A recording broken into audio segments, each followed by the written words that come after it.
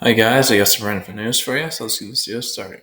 First, we get some Jags wide receiver injury news. First, wide receiver Christian Kirk is broken collarbone and is expected to miss the rest of the season with that injury. It's last there have been rumors going around that he was a big trade candidate on deadline, obviously. Nobody's going to be wanting to trade for him this year because he's only out for the year, but yeah. And then their rookie wide receiver, Brian Thomas Jr., MRI, he had MRI, did not show anything more severe, and he's considered day to day with contusion to the left side of his chest. Per Peterson, there's a chance Thomas can play in week 9. Here's added. So, yeah, Kirk's done for the year. We'll see if Thomas plays this week or not. And then Bears DB Tyreek Stevenson was ridiculing Commanders fans before the Hail Mary. He ended up being a player who tipped the ball to Noah Brown, losing Chicago the game. Be like I saw like a video of it after the game, and it's like, yeah, he was like taunting the fans. Literally, like the ball had been snapped, and he was still doing it. So yeah, karma. And then Packers QB Jordan Love will undergo test today or Monday, but there's optimism he avoids a long-term injury. He kept playing after tweaking his groin, but eventually had to come out.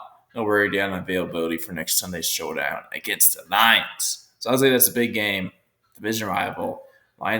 Packers having a good year, but hey, they've done good with Malik Willis when he's had to play, so we'll see how it goes. But when Malik Willis hasn't had to play, they haven't faced a team like the Lions yet, though. So we'll see. And Colts QB Anthony Richardson said he pulled himself from yesterday's game because he was tired. I think that's the first time I've ever heard that. Like quarterback, like unless you're injured, dude, you should be playing every single offensive snap. Like I get you're running quarterback, but still, like you don't see Lamar Jackson ever coming out. Well, unless it's for that, unless somebody says take a shit, but very rarely. But yeah. And Panthers head coach David Canales told reporters he's still valuing who will be the team's starting quarterback for the Week 9 game against the Saints. Second-year player Bryce Young started Sunday's loss to the Broncos after Dalton suffered a sprained thumb during a car crash last week. So we'll see. Sounds like Derek Carr is going to be playing for the Saints this week, so we'll see. But yeah, you get it right. The Panthers are just a bad team. So yeah. The Bears left tackle Braxton Jones, who suffered a knee injury in their loss to Washington, might miss a week or two, but isn't considered a major injury. Prayer and NFL Network insider Ian Rappaport. So yeah, we'll see. Probably miss usually when like that's probably much week to week. Like usually, if somebody's week to week, they usually miss at least one game. But we'll see what happens. The Cowboys edge rusher Sam Williams is serving a 3-game suspension following NFL's personal conduct policy for Ian Rappaport.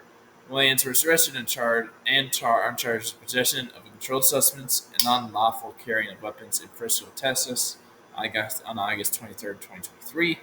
He has been entered reserve all season after turning an ACL in training camp. So he hasn't played a single snap.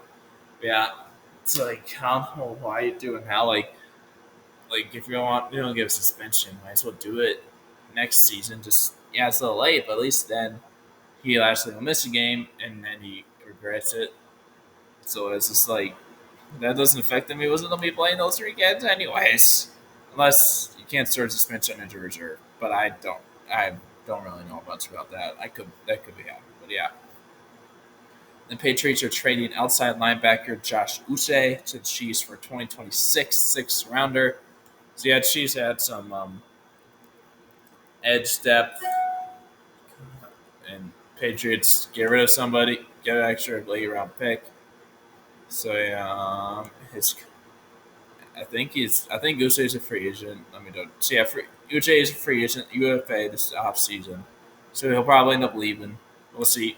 Either way, Patriots get a pick for somebody that they'll trade him. He probably was going to leave this off season, or they'll let him leave. But yeah, the Steelers replacing rookie wide receiver Ryan Wilson on injured reserves. He's at least 4 more games. He hasn't really done much. So yeah, but he's a rookie. He's a third round pick though.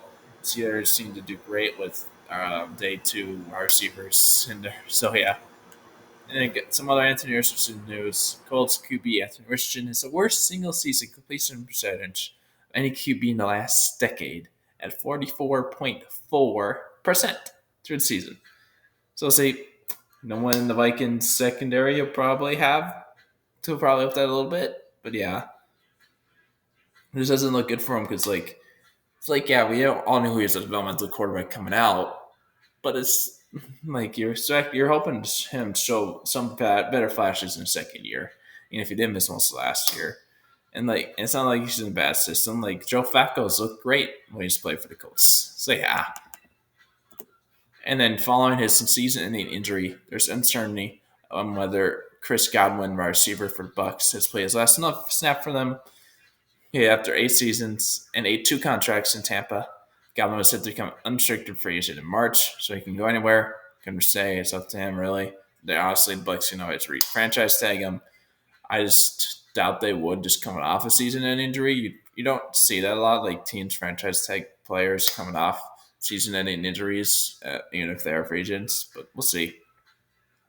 But as it stands, after he's missed one game, Godwin's is third in the NFL in receptions with 50, fifth in receiving yards with 576, and tied for fourth in receiving touchdowns in 5.